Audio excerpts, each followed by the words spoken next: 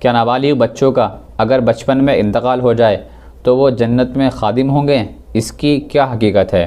जी हाँ, रिवायात में ये बात मिलती है कि नाबालिग बच्चों के इंतकाल के बाद उनकी रूहें फ़ौरन जन्नत में पहुंचा दी जाती हैं और वहाँ हज़रत इब्राहीम अलैहिस्सलातु वस्सलाम की निगरानी में वो बच्चे रहते हैं। और इब्न मसूद रज़ी अल्लाह ताला अन्हु की रिवायत है कि मोमिन बच्चों की रूहें जन्नत के पेट में दाखिल कर दी जाती हैं।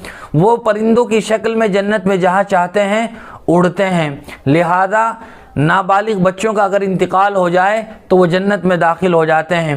अलबत्ता जन्नतियों के खुद्दाम होंगे, इसके बारे में एक दूसरी रिवायत है कि कुफ़ार के नाबालिग बच्चे अगर बचपन में बालिग होने से पहले इंतकाल कर जाएं तो वो जन्नत में जन्नतियों के खुद्दाम होंगे, उनके सामने पानी और खाना वगैरह पेश कर रहे होंगे।